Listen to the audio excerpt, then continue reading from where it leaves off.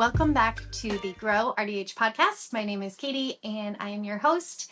I am a dental hygienist from South Dakota. And if you haven't been listening, we have been talking about some of the patient expectations in 2024. And we're going to continue on that today. We started talking about some of the softwares, new technology that we can use to meet patients' expectations. And so if you want to listen to those, go back a couple episodes. Today, I think it's going to be a little bit more fun, I guess, and sometimes a little bit like, targeting. But we're going to talk about patient pet peeves. And some of the top ones, I found a couple articles that looked at patient reviews. And then I was reading through some of those reviews and I'm like, that could be a whole other podcast on its own, is just funny patient reviews. But we'll see, more of that to come. But I wanted to address just some of the top patient complaints that we typically see a lot and some tips on why it's important to address those and how addressing those can really help and benefit your practice. So we're going to start by just addressing the top complaints. And again, these come from a couple different websites. I will link both of the websites below in the description box if you want to check those out. So we're going to start off with probably the most common complaint, and that complaint is unexpected high costs. And this is most frequently reported. Many patients feel blindsided by the cost of treatment, and or they weren't expecting what the treatment plan was, sounded different than what the expectations were when the treatment was completed. And this is really common. This is nothing that we're surprised about, right? Dentistry is very expensive. And I think that it's hard to sort of get in the patient's mind about what the expectations are. A lot of the times our arguments for those things are valid. And a lot of the times that what we need to do, we have to do, right? Especially, I'm going to use an example of like radiographs. A lot of patients are against radiographs. They think it's a waste of money or it's a money trap. But how do we see anything without the x-rays, right? And what I think is sort of can become frustrating is that we go into a medical clinic fully expecting procedures to be done. And yet sometimes I think in dentistry, they think a lot of it is elective or a lot of it is sort of on the business side. And I don't know how to fix that impression. Comment below if you have found the key to creating an idea in a patient's mind that dental is just as important as medical, and or dental is a necessity as part of a comprehensive treatment plan, right? A lot of people think that dentistry is just elective or just aesthetic, and it's not. So some of those unexpected high costs are frustrating for patients, and it's frustrating for us when we get that pushback. But that was the most frequently reported complaint. The second is the quality of dental services. Patients often express concerns about the quality of care and the thoroughness of treatment. I'm specifically thinking about cleanings, right? We're mostly dental hygienists listening to this. And patients can tell, especially if they've had a really good cleaning and a good thorough cleaning. Maybe they get with a hygienist who is not as thorough or is in a rush that day, or maybe they're working with an assisted hygiene setup and they're not understanding that everything is being done. It's just sort of broken up into pieces. And so that's something to be thinking about as we look more into assisted hygiene and what that looks like for us, making sure patients understand what procedures are being done. But I also think it's a way for us to look in the mirror and really evaluate, are we doing a thorough job? Even if that patient is healthy and we're doing a Pro A, we are going below the gum line. We are thoroughly flushing everything out. Even if that patient doesn't have a lot of bleeding, any bleeding really is indicated to use the Cavitron to flush, right? The Cavitron is not just for calc removal. The Cavitron is for flushing the bacteria out of the pocket. And I personally use the Cavitron on almost every patient. It's very, very rare that I don't. And because I know that it's so good at removing biofilm and breaking up biofilm, It's a water pick on steroids, essentially. And so I just use it on everybody, and all of my patients have come to know that that is just a standard part of my care. And so if we're not doing some of those really thorough cleaning types of things, sometimes the quality can be questioned, and whether or not everybody does their own, thing, and you have the clinical experience to make those decisions. But being upfront about the patient and being explanatory about what you're doing, I think will go a long way in reducing some of these misconceptions about what a thorough cleaning is. The third one is long wait time. And sometimes this is out of our control, right? That's frustrating for us just as much as it is frustrating for the patient. But long wait times, or spending too much time in the waiting room, it's a major source of frustration. That's a huge pet peeve for patients, and we know that, and they know that. Staying on track, being time effective, being open and honest about when you're running behind. If someone's out in the waiting room, try your best to maybe go out there and say, hey, I'm running late, and give a realistic expectation of when they're expecting to be seen.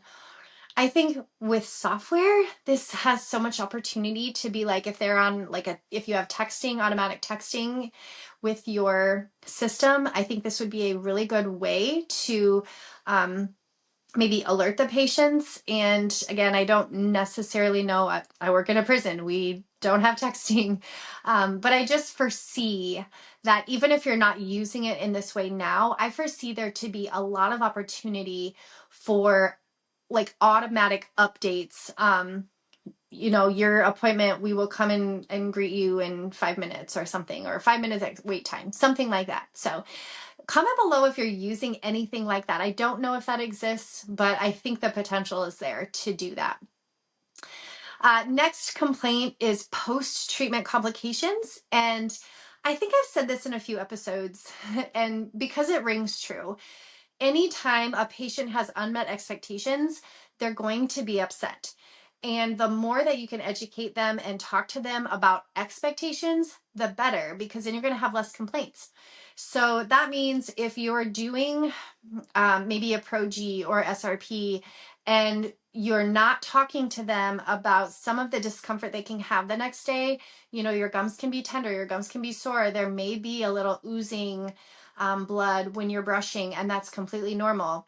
If you're not saying that, and they do wake up in the morning and their gums are really tender, or they're concerned because they're thinking, they're brushing their teeth the next day and they have a little bit of blood, and they're spitting it out, they're going to be concerned if they're not sure what to expect. But if they know what to expect, any sort of pain or discomfort or adverse reaction is going to be totally fine with them, as long as they know. So I always think it's important to just really be clear and open with those patients, and making sure that we're really, really being open about that. So next complaint is inappropriate behavior of dental staff. And again, this is an opportunity for us to look in the mirror and say, how can I improve the experience for my patient? A lot of the times when we're in a hurry, sometimes our interactions with them become cold, and maybe it's not intentional. Maybe it's because we are down to business and we are just trying to get as much done as we can in a very short amount of time. But think about it from the patient's perspective. If I have a hygienist who is rushed and cold and not being really receptive, I'm going to feel like they're not respecting me, or they really don't care that I'm there at all. And you can put yourself in these shoes. I know I've been there. I've been at a medical visit with a provider that was very rushed and cold. And did I feel like it was comprehensive care? No, absolutely not. So we just have to really be mindful, very demure, right? We have to be mindful about how our interactions are being perceived. And I think that's hard when we're getting rushed, right? It's hard when we're in a hurry. It's also something to think about. I've heard this a lot. And what we have to think about is what goes on in the hallway or in the break room, somewhere within earshot of a patient. if there is gossip, or if there is even just a conversation that you don't see as rude or you don't see as personal, anything that's within an earshot of what a patient could hear needs to be professional, right? We are representing the whole office. We're representing the profession. We do not need to be in the hallway gossiping about who knows what. It could be about something that happened at home. That's fine. It's okay to vent. It's okay to express your frustrations with your coworkers. Your coworkers end up becoming like friends or your family, right? And it's natural to communicate that with them in a more personal way. But when patients are within earshot and they can hear some of the things that we're talking about more of our personal issues, that can come across very unprofessional and just sort of in bad taste. And so I think that inappropriate behavior like that is just really unwelcoming, and it makes for sort of a tense environment, right? We want our patients to come in and just feel welcome. We want our patients to feel like this is a safe and welcoming environment, and they don't have to worry about when they leave what we're going to be gossiping about them, right? So that's a really important thing to remember. And those are the top patient pet peeves that are seen in the dental office. Again, I will link where I got this information below. But I also wanted to just leave on a high note, right? I think that, yes, getting a bad review from a patient is awful. It makes you defensive. It makes you question what you did or how it got to this point. But I just want to encourage you. All feedback is good feedback. Even if it's bad, it's still good because it offers us the opportunity for growth. And I think anytime that we can learn about how our presence in the office is being perceived is really important. One, as a group or as an office, it will help you improve your practice, right? Any feedback that you get is an opportunity for growth and improvement. And if you incorporate this feedback into your office improvement system or quality assurance reviews, I'm not sure if you guys have anything formal like that you do, but it's always an opportunity to do it, even if it's informal, right? You can put together some sort of quality assurance that you're constantly evaluating these reviews. And that means you have to give the patients opportunity. If you ask for the patient's feedback internally, it can likely be a situation where they're more likely to give you constructive feedback versus the patient's mad at you, they leave, and then they're going to go write a nasty review on Yelp or Google. And that's what we don't want. We want to avoid that. So if we can get the feedback immediately after their appointment in a more constructive way, that's something that we can use. And offices that set up those systems that ask for immediate feedback will likely have more positive feedback. And it's not necessarily all reviews have to be positive per se, they just have to be constructive. And so any constructive review is really helpful for your office. You will also likely end up with more referrals. A patient is way more likely to express a negative experience with somebody else than they are to express a positive experience. And if you think about all the positive things that happen to you in your day, it sort of just becomes part of your daily thing and you don't really think about it. But when something really makes you mad, they are going to remember that. And that's why there's more negative reviews than there is positive, unless you ask. Again, that goes back to asking for immediate feedback. If you ask for immediate feedback, again, you're more likely to get those positive reviews and or constructive reviews, and they're more likely to refer on. Like if you're asking for their feedback, you're giving input, you want my input, that's awesome. You value my feedback. And they're more likely to actually have referrals to come back to you with their friends and family or anybody that they want to tell about this really positive experience.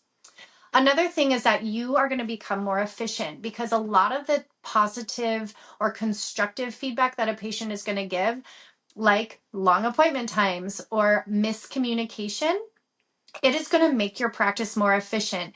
You're going to find ideas from them that would help you increase efficiency, which again is another opportunity for growth. If you get constructive feedback that's going to allow you to become faster or become more able to express expectations to a patient, that is going to only help you. You're also going to grow loyalty, right? We want a fan base. We want patients to know that we value their opinion. We want to know that their opinion matters, and that builds trust. It builds loyalty, and it builds a practice where patients will continue to come back even if they have a negative experience, because they have that loyalty and trust built as a base.